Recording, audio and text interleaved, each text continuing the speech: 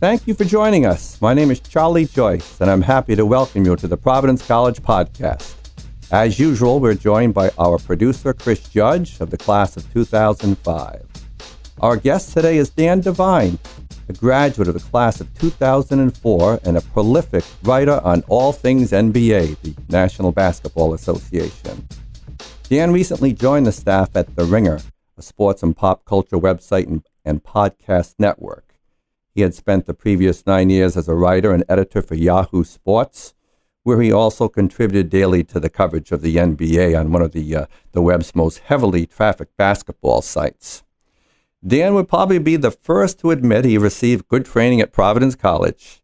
An English major, he was a member of the Liberal Arts Honors Program and wrote extensively for the Cowl, the student newspaper. And of course, he's always been an avid Friars fan. Dan, welcome to the Providence College Podcast. Thanks so much for having me, Charlie. How are you doing today? Doing very well. It's good to have you on board. First, let's turn our attention, of course, to the NBA. At the time of this taping, Dan, we're about 3 weeks into the new season. What has surprised you about the league in the early going from both a team and a player standpoint? Well, I think for one thing, just sort of league-wide, the offensive explosion in the NBA. It seems like every other night you're getting 130, 115 kind of score, and several of them a night. It's a really entertaining product to watch right now. You got so many players who can shoot the ball from seemingly right over half court. You know, some of the best athletes in the world. It seems like the players keep getting more and more skilled and more athletically gifted, and offenses are sort of evolving to accommodate those skill sets. So you just got a really fun thing to watch pretty much no matter what game you turn on every night. And from the sort of team and player surprises, I think a really pleasant one to watch is the Milwaukee Bucks. They've been sort of a team that's had some talent. Certainly Giannis Antetokounmpo, the Greek freak, has been one of the better players in the league the last few seasons, but getting to watch them under a new head coach, Mike Budenholzer, formerly the Atlanta Hawks, sort of a new offense, more shooting, more spaced out, giving him Giannis more room to operate. He's been sensational in the early going. The Bucks are off to a red-hot start. One of the best teams in the league on both ends of the floor, and maybe sort of a new title contender coming out of the East. I think it's been a lot of fun to watch in the early going. Yeah, we certainly have to get your thoughts on LeBron James. You know, he seems to win championships wherever he goes. The Lakers haven't won an NBA championship since 2010, but do you think LeBron can put them on top soon? I think it's probably going to take him a little while because the king doesn't have a whole lot of horses and men right now. You got to if you want to put something back together again in LA. There are some young talents there, guys. Brandon Ingram, Kyle Kuzma, Lonzo Ball, Josh Hart, players that they have drafted over the course of the last handful of years, who all certainly can develop and grow into pretty positive players in the league, I think. But there's right now there's not a whole lot of defensive steel on that team. They're right around the top 10 in offensive efficiency, but in the bottom 10 in defensive efficiency. And generally speaking, if you want to be a real title contender, you've got to be right around the top 10 on both sides of the floor. It's not just an offensive game. You got to be able to get stops too. So LeBron has seemed, even when he's not necessarily in his highest gear, he's still one of the best players in the world. And he's off to a strong start individually, but I think the Lakers still seem like they're going to need some time to gel. Before I still expect them to make the playoffs this season, but I think it might be another year or so before they're really hitting their full stride. Sure. There certainly is no shortage of talent and superstars in the NBA, as you know. Not only LeBron, but players like Kevin Durant and Steph Curry. At the college level, we continue to see a postseason flow of quick exits to the NBA or elsewhere, Dan. Just look at our own defending Big East and the national champion Villanova. They had four players drafted this year. Now, you've covered the NBA for approximately 10 years. How would you rate the talent level currently? And on the flip side, do you feel the strength of college basketball has lessened or is threatened at this time? Well, I think the talent level in the NBA is, in terms of the broad breadth of talent, the number of skilled players sort of all over the landscape. I think the overall talent level of the league is probably higher than it's been ever. And I mean that, not to give short shrift to the great players of years gone by, but just the amount of skill work that young players are getting before they ever even reach the league at this point, the amount, the overall athleticism of the players just seems to keep increasing year after year. And then once, the younger guys, when they get into the league, the earlier that they can get professional coaches' hands on them, and sort of the specific details, the little things, the nitty gritty about how to become a great professional player. Guys are getting more exposure to that earlier on, so I think that's helping the overall talent in the league. Also, the fact that you've got international players and guys who may, a couple of generations ago may have only ever played in Europe or South America or Africa, or maybe not even played at all.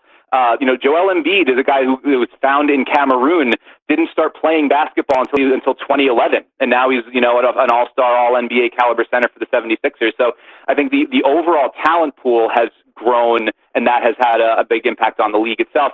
As far as the college game, I think certainly we are seeing a different era than when you had, the expectation was that a player would go 4 years or maybe 3 and then enter the draft. I think that there are a lot of competing reasons for why that is. The players seeing an opportunity to improve their family's quality of life and their earning potential at an earlier age. Teams looking at it and saying we want to get a chance to get a player earlier because we feel like we can develop him in a different way that might be better for us than a college team can. Players maybe seeing that they might have an opportunity to grow their games at a different level once they reach the pros than being in a college system with sort of a different rule set, different style. But I think that the college game, if you are a fan of college basketball, the quality of the product is still about as good as ever. You're going to have your super teams, your year to year, one and done kind of teams. But as we've seen, just because Duke gets the best recruiting class or Kentucky gets the best recruiting class does not mean that they're going to win the national championship. Jay Wright at Villanova, as you mentioned him, great example. That building a program there where you've got guys, they're getting great talent, but they're also developing their players in-house and keeping those guys around for a few years. So I think that there are a few different ways to reach sort of the promised land in the NCAA game. And even if the sort of top, few percentiles of recruits and prospects still are going to wind up leaving after 1 year to go to the pros, there's still a very wide talent base to be able to draw from that I think smart teams and quality programs can be able to build from within and sort of develop their own guys over the course of a 4-year stretch. Great. Dan, let's talk a little bit about you and your transition to the Ringer. You expressed a little bit of angst in your farewell piece at Yahoo, which was that was your first and only professional sports writing home to date. Talk about those emotions and what it's been like in a new setting for you. Sure. I mean, I had not ever, as you mentioned, I had never written professionally about sports anywhere. My background in journalism was, I was in arts journalism in college in the Cal. I thought I was going to be, the goal was to be writing for, Rolling Stone or something like that. That didn't wind up happening. But, and then, in my professional career, sort of once I got that started in my early 20s, I was in community newspapers. I was working for tech news companies, and it's sort of more niche journalism, and loved sports and had an affinity for it, but that wasn't something that I saw myself doing professionally. And then sort of got an opportunity to take a crack at it, and then kind of kept getting the next one, and all of those opportunities came at Yahoo Sports. They're through very wide turnover over the span of nearly a decade. A number of people who gave me an opportunity or helped me along the way, cycled in and out as they pursued other career opportunities. But I continued to stay there. And it was a wonderful place for me to learn the industry, to sort of find my own voice within it, and to develop my skill set, develop the relationships that have sort of kept me in good stead over the course of that time. And then, so when the opportunity came to join the Ringer, it was not something I was looking for. I was not necessarily saying I want to, I got to get out of here, Yahoo Sports. They treated me wonderfully and helped me grow as a writer and as a professional. But the opportunity to take on sort of more of a daily columnist role at a site that I was a fan of as a reader, and somebody that just enjoyed the work that they were putting out on the NBA and then in culture as well, sort of more broadly. it seemed like a good fit for me and my voice and my style, and a good opportunity for me to take. So there's that. Yeah, there's a little bit of sort of, not necessarily am I making the right choice, but I'm leaving to go to something that I'm excited about, but I'm always going to still feel really strongly and really positively about the place that gave me the opportunity to sort of make inroads in this business. And the people at Yahoo were nothing but wonderful about it. Obviously they were, they would have loved for me to continue on, but they were just proud to have been able to be there for me and help me to this point, and really grateful for the work that I had done for them. It was a wonderful place that I'd recommend to anybody. But that said, about a month into my new gig here, I feel I'm very professionally energized by it, and I feel pretty happy to have gotten the opportunity to join up with the Ringer. Well, that's good to hear, and I can sense that energy, no question, in your voice. When it comes to coverage, how do things work at the Ringer? And by that I mean, how much of your work, Dan, is assigned, and how much you expected to generate on your own? That's a really good question, and the answer is sort of it's an ongoing conversation, really. There are a couple of editors that I work with closely on a day-to-day basis. I guess about 3 or 4 who are regularly either directly editing the stories that I'm writing, helping me shape them, helping me sort of generate ideas, helping hone down broad ideas, helping think of things longer term. So I'm very lucky in this environment. There's an editorial structure in place where I can bring an idea and say, hey, maybe this is sort of, it seems like it's going to be the big story of tomorrow, or this seems like something we haven't touched on yet that might be worth a deeper dive. What about that? And then they can, my editors can say, okay, well, let's take part of that idea and then maybe move it over here. Let's hone the focus in a little bit and kind of try to put me in the best position to succeed and write something that is going to be interesting, that's going to be informative, that's going to use my sort of skills as a writer and an analyst to the best of their abilities. And so honestly, it hasn't been a whole lot of assignment or pitching. It's been a lot of just sort of organic conversation, and that's been wonderful. There's a lot of people here who really care, deeply about not just making the best version of something, but also about the things we're making. Rabid NBA fans, rabid sports fans, people who are deeply invested in pop culture, in the media, in politics, sort of the broad spectrum of things that we cover at the Ringer. And in my little part of the world there, their excitement for getting the best sort of the best thing that I can make has really helped elevate my level of interest in trying to produce the best work on a day-to-day basis. So it's always good to be able to have some ideas that you can pitch if it's sort of a quiet day. But so far, we haven't had very many of those. It seems like one of the nice things about the NBA, especially as the season gets going, is there's kind of always something to talk about, whether it's a good team, the bad team, or the ones in the middle. There's sort of always something to focus in on, and I've been trying to do a job of that pretty much one idea a day, every day, and the editorial staff's been great about fostering it. Good to hear. Yeah, when I look on the website, you really have a variety, and there's, as you said, there seems to be no lack of story ideas and directions for you. That's obviously great to hear. And now I want to say, just to tack on to that, I want to say I think that's something that's really important if you're a younger writer, if you're somebody that's sort of finding your way or trying to think of things. Yes, everybody's always going to be interested in LeBron James, right? But the fun stuff, to me, is really in the middle, because there's a lot of teams that don't get covered a whole lot. So, just find me something cool to write about the Sacramento Kings. Find me something that someone's going to want to read about, the Phoenix Suns. Find me something that someone might really care about the Brooklyn Nets. These are teams that are not, the blue bloods or the glamour teams, but I think they're so often, because they're overlooked, there's so much more ground to be able to sort of pick through and say, I think that something really cool can be built out of that. So I think that, I've found that to be true in my line of work, and I'm willing to bet that's true in just about any beat you would cover in the media world. So that would be just a piece of advice that I would think about if I'm an aspiring journalist, somebody who's trying to figure out where to sort of direct their energies. Hit them where they aim.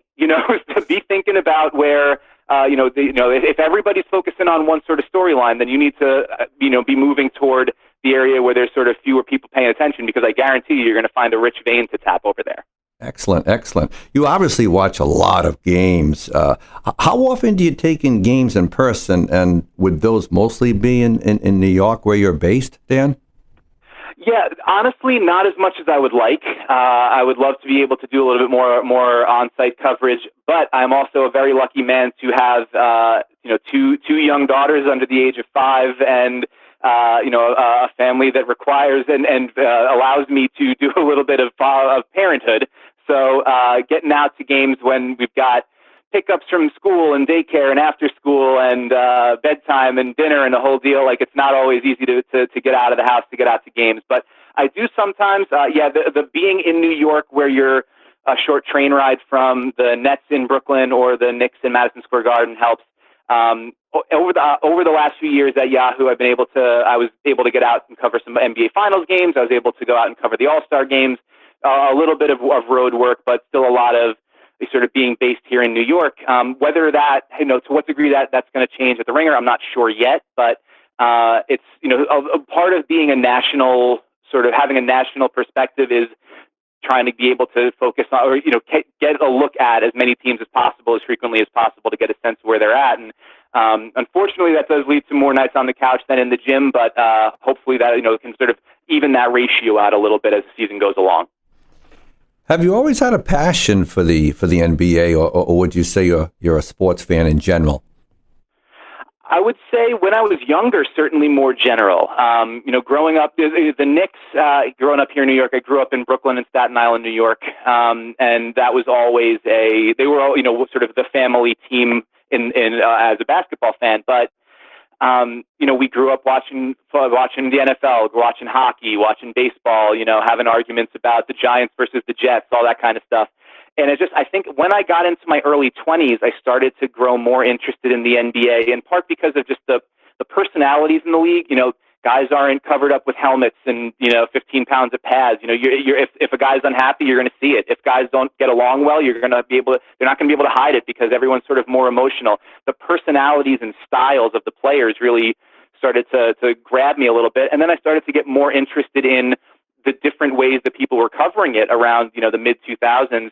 There was, a sort of a burbling, growing internet community, independent websites, independent blogs, people doing their own sort of nascent version of podcasting, where there was all of a sudden you didn't necessarily have to be somebody who started on running the agate page at a small local newspaper and then covering high school sports and doing your own stats and all those things, to be able to work your way up to having the chance to talk about what you saw on the court. You could say, I can sign up for a Blogspot page, I can sign up for a WordPress site, and I can write my own things. And that's, even then, Twitter has certainly democratized that to an even larger degree. So seeing that sort of world develop and, getting to my, sort of in small ways, make my own inroads with that, getting to know some people in that world by reading their coverage and listening to their coverage, kind of opened up a whole new world to me. And then before I knew it, if I can be honest, before I knew it, I was focusing on that stuff while I was working at my desk job. I'm paying attention to those things and reading those things and, doing my work, but also focusing in on this other sort of world that was opening up to me. And then before too long, I kind of got the idea, well, maybe I could try to get into that world myself. And, a scant 10 years later, I'm an overnight success. Dan, let's turn a little bit to your own writing. I certainly find it rhythmic, it's energetic, full of details and perspective, and quite frankly, at times it's got a little bit of edge to it. Is it a challenge to come up with new approaches when you're writing on the same general subject area all the time? I think to some degree it's about craft at that point. And I don't say craft as far as, like me being some kind of artisan with it, but I think I think of a craft in terms of, this is something you learn how to do. It's something that you on a day-to-day basis, you learn how to, if you're not struck by inspiration, then you still got to put something out there. You still got to try to make something happen. My job at the Ringer now is I'm basically a daily columnist. I'm writing, in general, one thing a day on one sort of big idea, one check-in on a team, one, focus on a player, et cetera.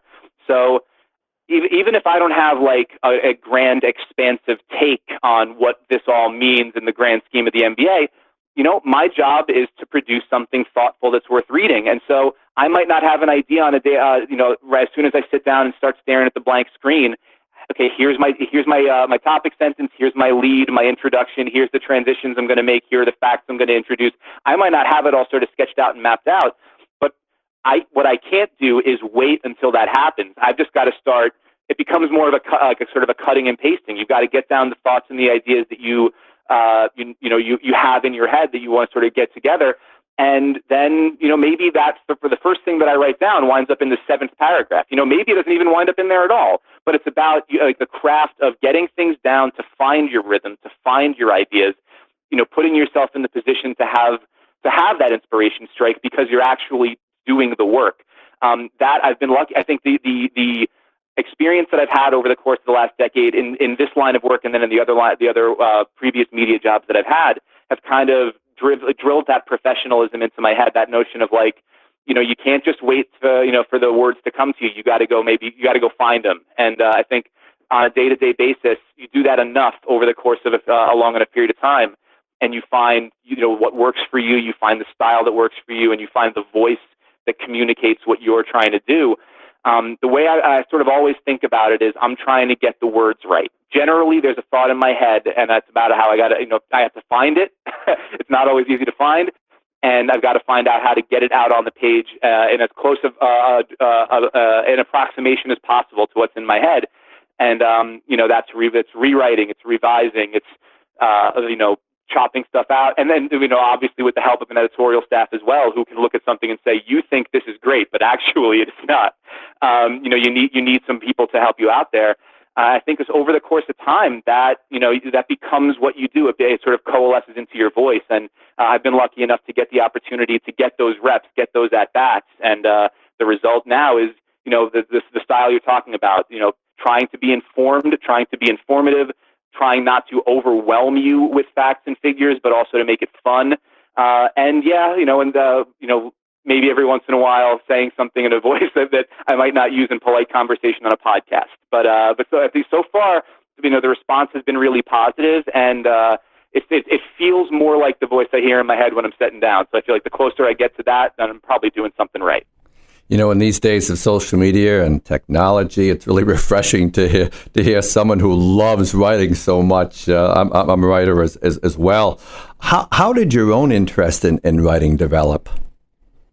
Oh, well, I think to some degree it started when I was really young. My father and my mother always, everything from newspaper clippings to poems to short stories to jokes, whatever. I think if something was well put together, well constructed, made you laugh, made you think, whatever, that it was, they'd put it in front of you, they would show you, they would tell you about it.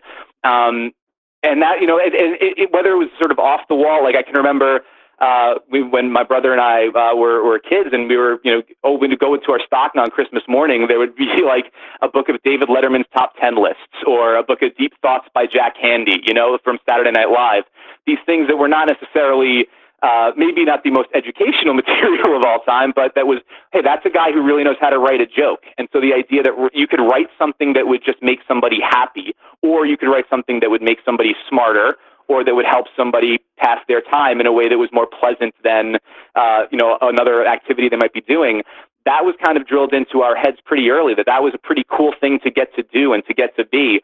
And then, as I went through school, through high school, and then certainly through PC, that was the thing I always wanted to pursue. I wanted to read great stuff by people who were very good at that. I wanted to try to analyze what made them so good at it. I wanted to, I never really harbored much idea that I would be some great novelist or some great, thinker on the words of the day. But I wanted to sort of see if I had anything to say about that stuff, and then could that apply to the kinds of things that I was interested in my life, to music, to movies, to culture, to sports.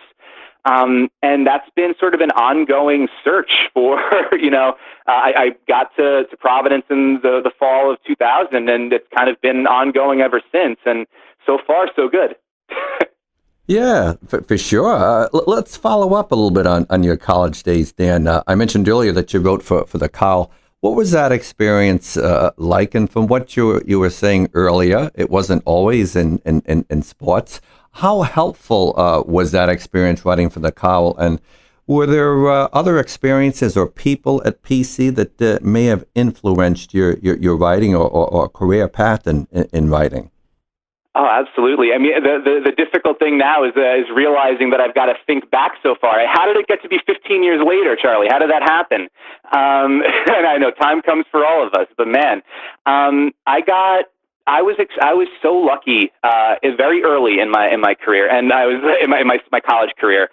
And this is actually, I might have disappointed a professor or two along the way, but I think maybe my first semester, I had signed up for an 8:30 a.m. Math class. I don't know if it was Algebra 101. I forget what the math class was. And then I found out after going to my first couple of 8:30 classes that actually some credits or some AP scores or something from my high school time had carried over to the degree that I actually didn't have to take that 8:30 math class. I had accomplished my core requirement. So if I wanted to, my advisor told me, Dr. Delasanta, rest in peace, he told me you could go into a higher level math at 8:30 on another day. And I said, or I could take an 11:30 intro to lit class twice a week and see how that grabs me, because I'm pretty interested in that. And he said, well, I know you're interested in English and you're interested in the written word, and that's wonderful. But we want to get you a more well-rounded experience. And I said, that sounds great. Do you have any well-rounded experiences that are not at 8:30 in the morning? Could we try to move away from that a little bit? And so I wound up transferring into that 11:30 intro to lit class, taught by an adjunct professor named William Friend, who I believe has since moved on to a couple of different positions. But he was a teacher that, we're reading modern literature, we're reading poetry, we're reading, Philip K. Dick novels, we're reading sort of different sorts of stories than I had read before. And he also asked us, let me know what your writing process was like. It's the first paper you're writing for anybody in college. What's that like? How did you do? What was your process like? And so he was the first person that ever asked me, like, how did this go for you, and what's going into it to you?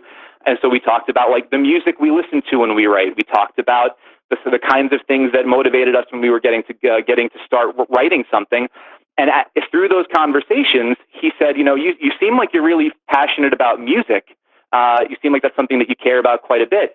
Have you ever thought about trying to write music reviews for the newspaper? You got a school newspaper with an arts and entertainment section, and I know they publish music reviews. Have you ever thought about applying?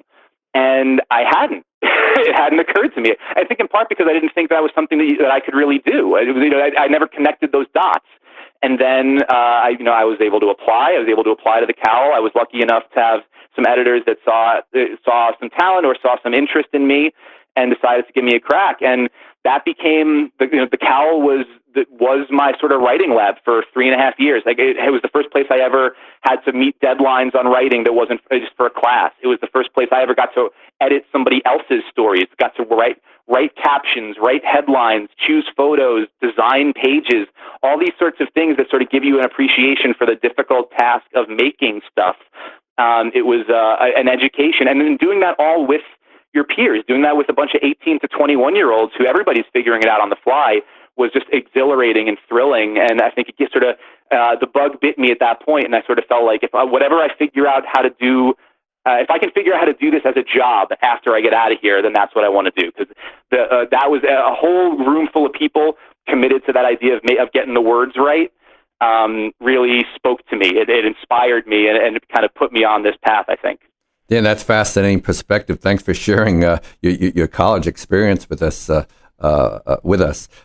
When you were a student here, those were the days of John Linehan and Ryan Gomes. That's right. I believe Tim Welsh was the head coach.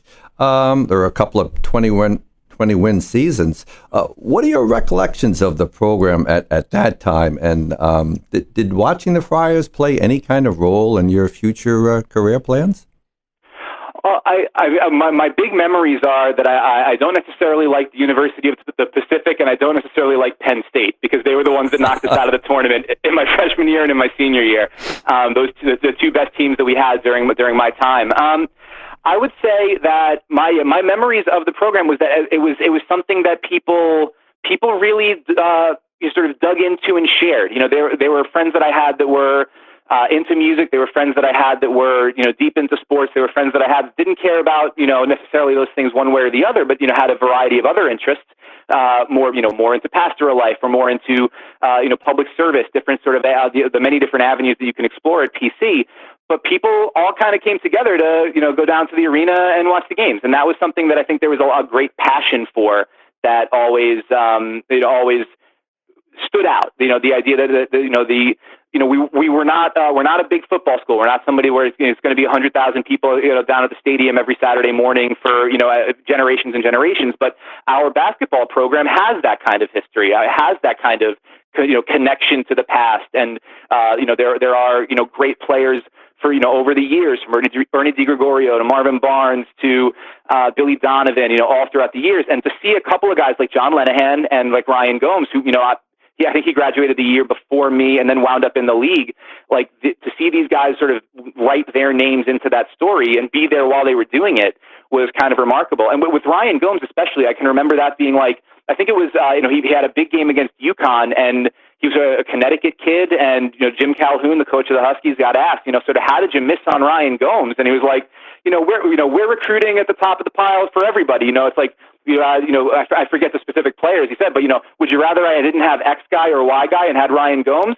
And the answer that night was, yeah, I think we would have rather you had Ryan Gomes, because he just torched you guys. And so seeing a player like that get out of school like Providence, seeing Providence land a guy like that, develop a guy like that, was pretty cool. And honestly, now that I'm on the other side of this, I'm covering the NBA game. I don't watch as much college basketball anymore, but seeing that there continue to be the trickle of Providence guys come through the league. Marshawn Brooks, the guy that was in the league, then went out, had to go sort of find his own path overseas, but now working his way back with the Memphis Grizzlies and playing a role on that team.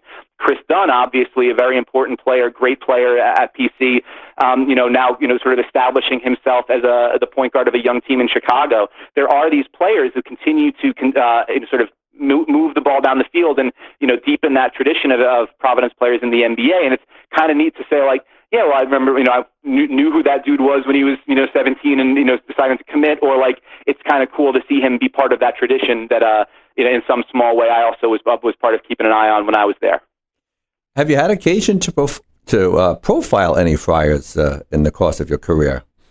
I have not. That is a blank page on the resume. So that's something I got to work on. Maybe I can get myself out to Memphis or Chicago. Get a chat with Marshawn or Chris, and talk a little bit about campus and stuff like that. I think that would be a lot of fun. Memphis, especially if I can get out there. There's some nice barbecue along the way, so maybe that's a twofer. I can get a good story out of it, and maybe get some nice food along the way. But I think having seen Providence, under Coach Cooley, sort of reestablish itself as a team that is, that can matter, that can be somebody that, scouts will pay attention to, that it's not, they're not just going to Providence games to scout other teams. They're looking at it and saying, there's some talent here and some guys that might be able to make a dent and crack a rotation.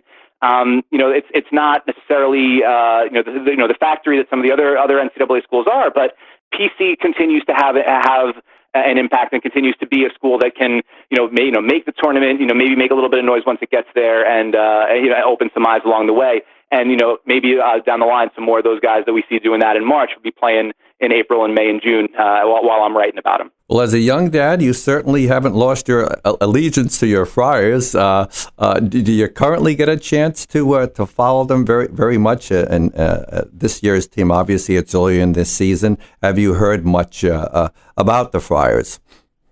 Not this year. I'll have to be honest with you. Part of the overlapping of the NCAA season and the NBA season, results in me mostly watching and mostly focusing on the pro league, just because of the nature of what I have to do. But I will make a more concerted effort to check in over as the season goes on and we get towards conference play, because I want to at least have some sense of who I'm going to be rooting for come April. And Dan, just one final request for the college-age writers in our audience.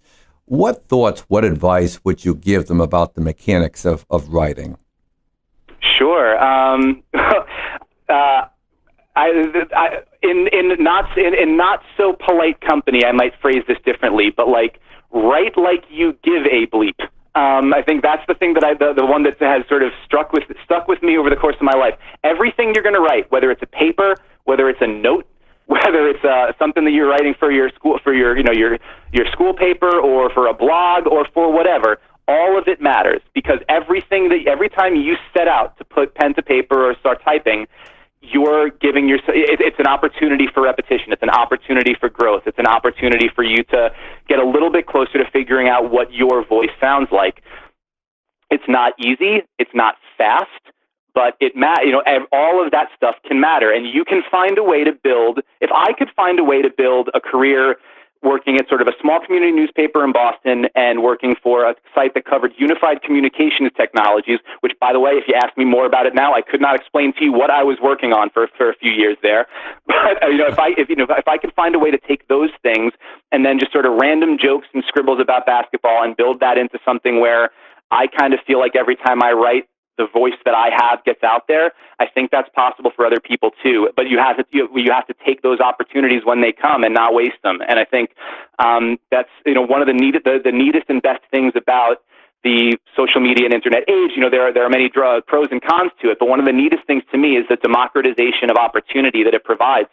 You can start your own site. You can start, it might be hard to get noticed. It might be hard to turn it into a job, but in terms of that opportunity to figure out what you want to say and how you want to say it, it's never been easier to start doing that. So I think that's the biggest thing. If you're just like going through the motions, it's going to be awful tough for you to figure out how to get where you want to go. But if you're thinking about, well, is there a story I can pitch to an outlet that I haven't seen written anywhere else? Do I have a particularly unique perspective on this idea that what might make my viewpoint on it more valuable or a valuable part of the discourse that I haven't seen anywhere? Or just, I think I can be funny and I want to try to be funny about it. Like whatever the opportunity is there, I think you have to seize it and you've got to treat it like it matters, because if you don't, nobody else is gonna. So I mean, that was with a little bit of benefit at distance to be able to look back. I think that's the thing that I got right. I didn't necessarily make all the right choices. I certainly didn't write all the best stuff, but every time I got the chance to write something for somebody, I tried to treat it like it mattered, and I'd like to think that has made a difference along the way. Wow, Dan, that's fantastic. Great direction for especially our younger writers. It's been a lot of fun talking about the NBA and writing with you today. Thanks a lot for sharing your expertise and perspective. Oh, Charlie, it's been an absolute pleasure. Thanks so much for asking me to come on. I'd also like to thank you, our listeners, for joining us today on the Providence College Podcast. You can subscribe to the podcast at all the usual places, and they are available in the college's YouTube channel. We welcome feedback at podcast@providence.edu. Thanks again to our producer, Chris Judge. I'm Charlie Joyce. Until next time.